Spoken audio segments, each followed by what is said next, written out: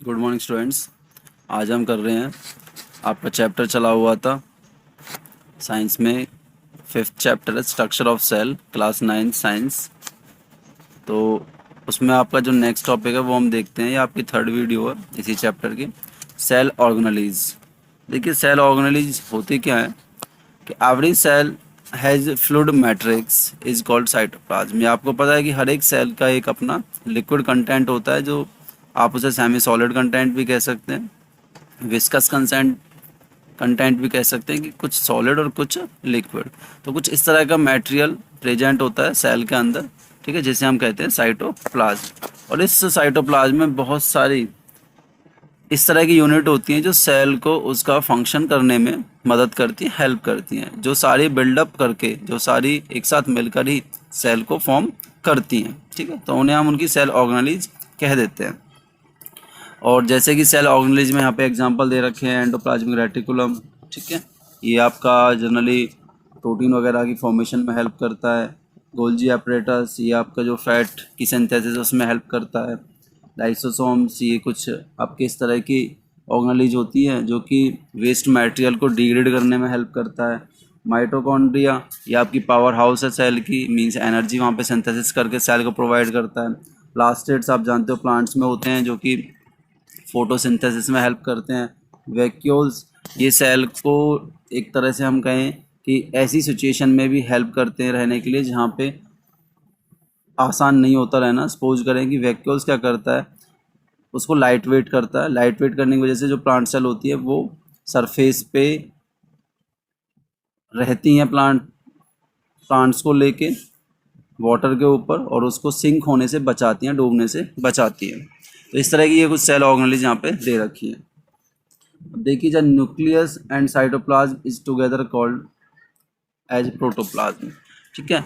जो न्यूक्लियस का कंटेंट है प्लस जो सेल का कंटेंट साइटोप्लाज्म, न्यूक्लियस का कंटेंट न्यूक्लियोप्लाज्म होता है, ठीक है, उसके पास अपना लिक्विड मटेरियल होता है। तो इन दोनों पार्ट को मिलाकर एक नया वर्ड हम यहाँ पे यूज कर लेते हैं, प्रोटोप्लाज्म। तो प्रोटोप्लाज्म क्या है, cytoplasm plus nucleoplasm equal protoplasm. The protoplasm term was coined bye परकिंजे, जो साइंटिस्ट थे परकिंजे, उन्होंने इस टर्म को दिया था। It has important cell organelles. अब मैंने आपको बता चुका हूँ पहले ही कि ये कुछ सेल की इंपॉर्टेंट ऑर्गेनेलिज होती हैं। तो फर्स्ट हम देखते हैं endoplasmic reticulum. It is a large network of membrane bound tubule and vesicles. ये बहुत बड़ा नेटवर्क होता है, मेम्ब्रेन बाउंड, मेम्ब्रेन से जुड़ा होता है, जो आपकी न्यूक्लियर मेम्ब्रेन है उससे जुड़ा होता है, और ये माना जाता है कि इसकी सिंथेसिस भी न्यूक्लियर मेम्ब्रेन से ही हुई है। ट्यूब्स की फॉर्म में होता है और वेसिकल्स की फॉर्म में होता है। और इसके टाइप्स की बात करें तो टू टाइप्स के पाए जाते हैं। There are two types of endoplasmic reticulum. एक तो होता है रफ एंडोप्लाज्मिक रेटिकुलम और दूसरा होता है smooth endoplasmic reticulum. Rough endoplasmic reticulum को हम रफ क्यों कह रहे हैं, क्योंकि इट लुक्स रफ, इसकी अपीयरेंस जो है, इसकी जो लुकिंग हमें जो मिलती है वो रफ डिजाइन की तरह होती है। मीन्स आप उसे प्लेन नहीं कह सकते, जैसे एक उबड़ खाबड़ सा रास्ता होता है, कभी ऊंचा कभी नीचा, तो इस तरह की इसको हमें अपीयरेंस देखने को मिलती है। तो rough because ribosomes are attach to its surface, और जो ये रफ अपीयरेंस है किसकी वजह से, क्योंकि इसके सरफेस पे राइबोसोम्स अटैच होते हैं। राइबोसोम्स ऐसी यूनिट होती हैं जो प्रोटीन की सिंथेसिस में हमारी मदद करती हैं, हमारी सेल की हेल्प करती हैं। They are the site of protein synthesis. तो रफ एंडोप्लाज्मिक रेटिकुलम क्या है, प्रोटीन सिंथेसिस की साइट होती है, जगह होती है, यहाँ पे प्रोटीन की सिंथेसिस होती है। इसका second part smooth endoplasmic reticulum, नाम से ही पता चल रहा है स्मूथ, मीन्स यहाँ पर राइबोसोम्स प्रेजेंट नहीं होते। They are the site of fat molecule synthesis, ठीक है, ये क्या करती हैं, फैट मॉलिक्यूल्स की सिंथेसिस में मदद करती हैं। कौन, स्मूथ एंडोप्लाज्मिक रेटिकुलम। SER, इसके कुछ और भी फंक्शन है। जो smooth endoplasmic reticulum help in the functioning of enzyme and hormones to carry out biochemical activities. ये मदद करती हैं एंजाइम्स की फंक्शन में और हार्मोन्स के फंक्शन में, जिससे कि वो एक्टिविटीज़ को जो हमारी बॉडी में हो रही हैं, बायोसिस्टम में हो रही हैं, वो परफॉर्म हो सके। नेक्स्ट इसका फंक्शन है SER detoxifies many poisons and drugs from the cell. देखो कई बार क्या होता है, कुछ हार्मफुल सब्सटेंस आपकी बॉडी में डिजाइन होते रहते हैं, तो उन हार्मफुल सब्सटेंस को SAR डिटॉक्सिफाई करता है, ठीक है, उनको इस फॉर्म में कन्वर्ट करता है कि वो नुकसानदायक ना रहें।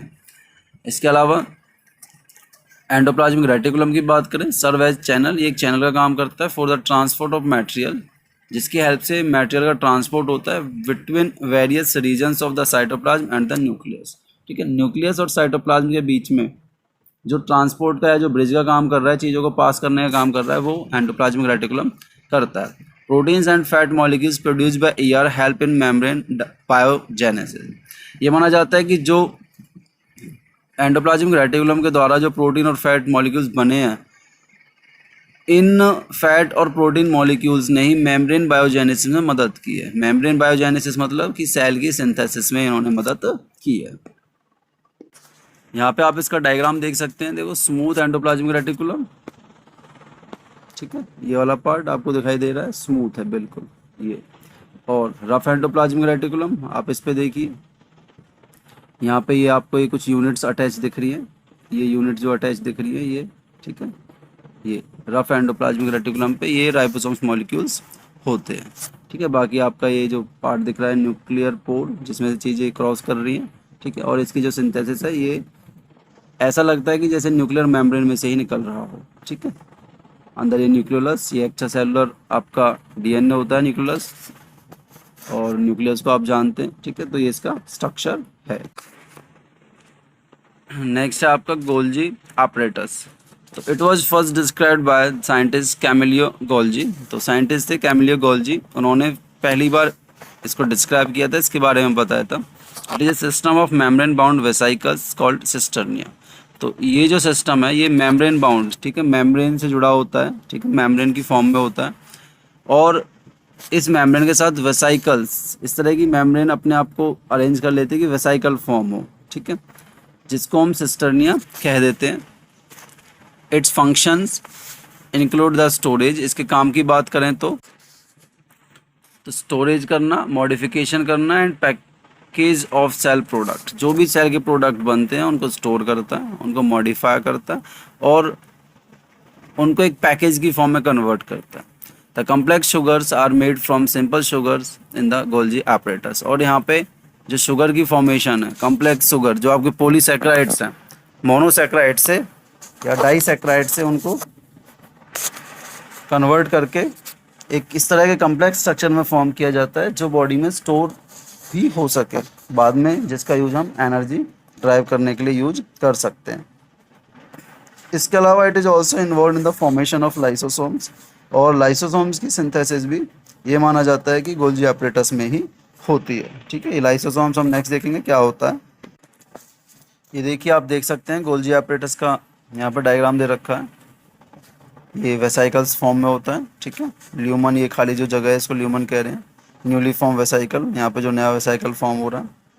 ट्रांसफेस, दो फेस होते हैं इसके, सिस फेस और ट्रांसफेस, ठीक है। सीक्रेटरी वेसाइकल हम उसे कह देते हैं जो कुछ सीक्रेशन करता है, जिसमें कोई मटेरियल पैक होने के बाद पर्टिकुलर जगह पे मूव करता है और फिर वहाँ पे उस प्रोडक्ट को रिलीज कर देता है। ये इसकी जो आउटर साइड है, ठीक है, सिस वाली साइड को सिस्टर्निया भी हम कह देते हैं। तो नेक्स्ट है आपका lysosomes. They contain membrane bound sacs and with powerful digestive enzymes. Enzymes are made by RER to digest the worn out cell organelle।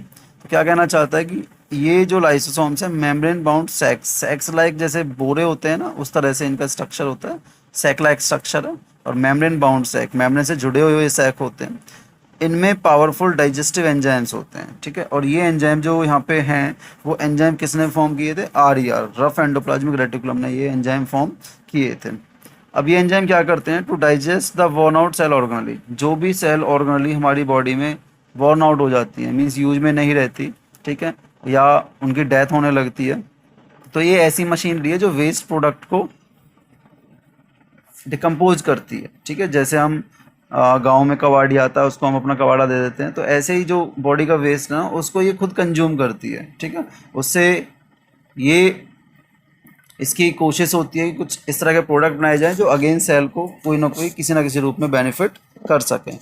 When the cell gets damage, जब भी कोई सेल डैमेज हो जाती है, lysosomes में burst, तो lysosome burst करता है and enzymes digest their own cell, और जो लाइसोसोम्स के अंदर जो एंजाइम्स थे वो उस सेल को डाइजेस्ट कर लेता है।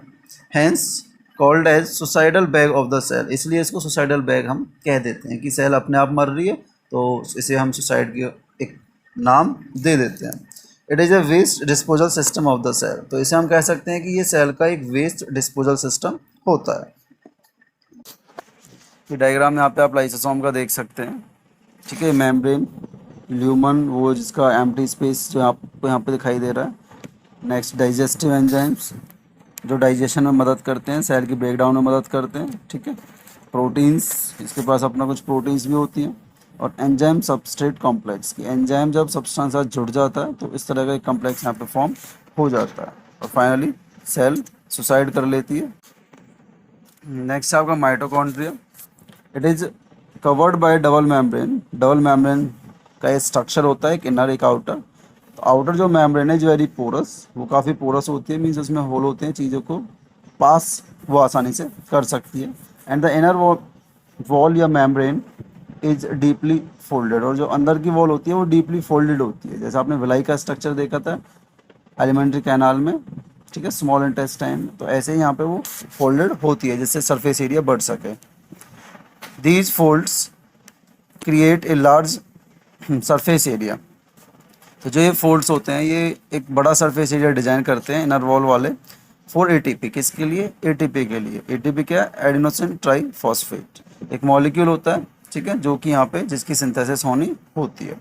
ATP is the energy currency of the cell, और एटीपी ही एनर्जी करेंसी होती है सेल की, मीन्स यही एनर्जी प्रोवाइड करती है सेल को। Hence the mitochondria are called power house of the cell, इसीलिए हम माइटोकॉन्ड्रिया को सेल का पावर हाउस कह देते हैं। Mitochondria have their own DNA and ribosomes, और माइटोकॉन्ड्रिया का, सेल का भी देखो अपना डीएनए आपने पढ़ा है कि होता है, इसी प्रकार माइटोकॉन्ड्रिया का भी अपना डीएनए और अपनी मशीनरी होती है जिससे वो प्रोटीन की सिंथेसिस कर सके। यहाँ पे स्ट्रक्चर आप देख सकते हैं माइटोकॉन्ड्रिया का, ये यहाँ पे माइटोकॉन्ड्रिया, इनको यहाँ पे इसका मैग्नीफाई करके आपको यहाँ पे दिखाया हुआ है, देखिए।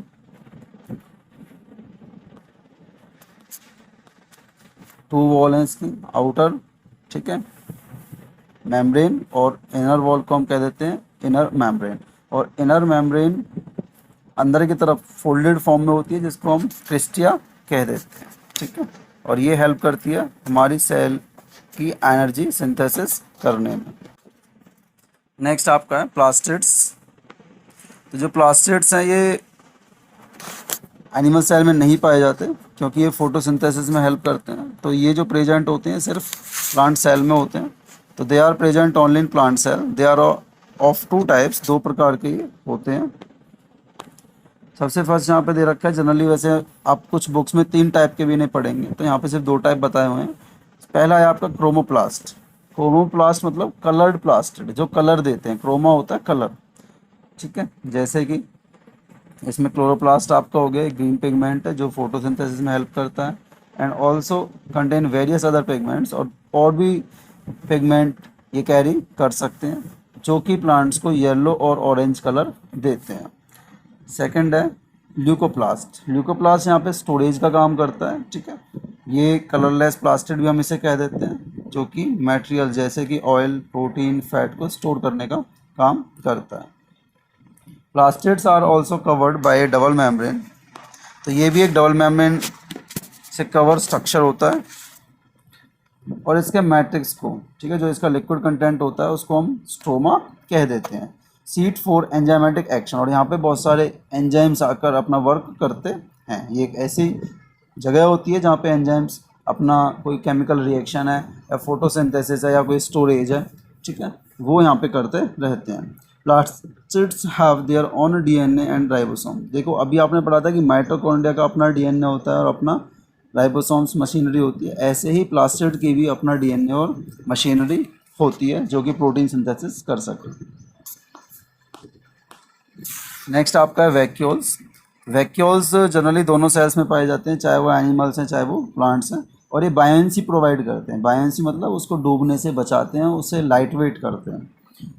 स्टोरेज सैक फॉर सॉलिड और लिक्विड कंटेंट, ये कुछ चीज़ों को स्टोर करके रखता है और एक सैक की फॉर्मेशन के रूप में इसका स्ट्रक्चर होता है, चाहे वो सॉलिड कंटेंट इसने स्टोर किया हो चाहे वो लिक्विड कंटेंट हो।